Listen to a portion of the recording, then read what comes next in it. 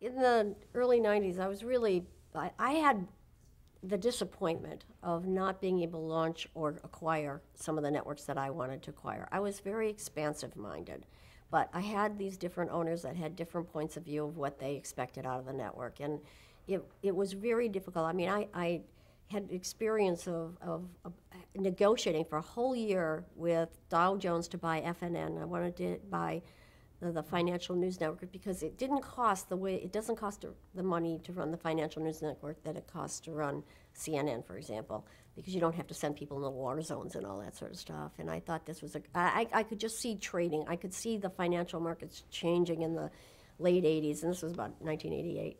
And sitting at the table, signing the contracts and having Sid Sheinberg call from California, sitting at the table at Paramount in New York, signing the agreements, and have Sid Sheinberg call while we're signing saying they're out.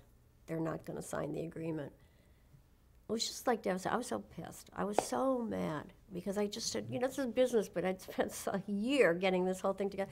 So, and there were other things. Early on, I had fought for a separate sports network, and they would have none of that.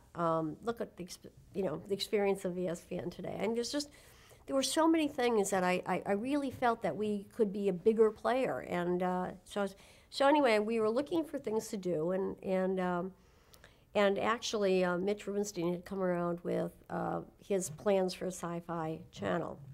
I'm sorry, Mitch? Rubenstein.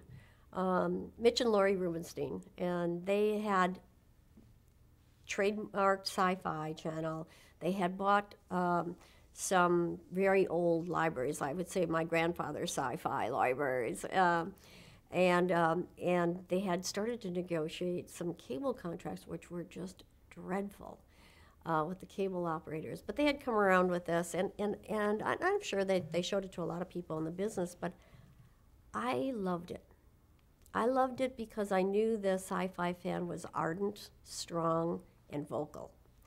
And I thought they'd be, great allies. And I knew it was a niche, but I thought it was a pretty big, broad niche. And when we did the research, we actually did go out and research libraries, and we came up with over 3,000 hours of programming in science fiction, science fantasy, and fantasy horror. And I thought those all fit under the umbrella.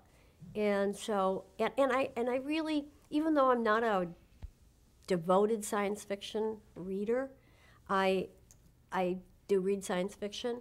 And I really loved Ray Bradbury. I loved his whimsical stories. And Arthur C. Clarke still loomed as a very big influence in my life, and I thought science fiction, I want to launch this. This is going to be a home run, and that I had to fight for. I had to really fight for that, and interestingly enough, Paramount, Stanley Jaffe was then running Paramount. He did not want to launch this network.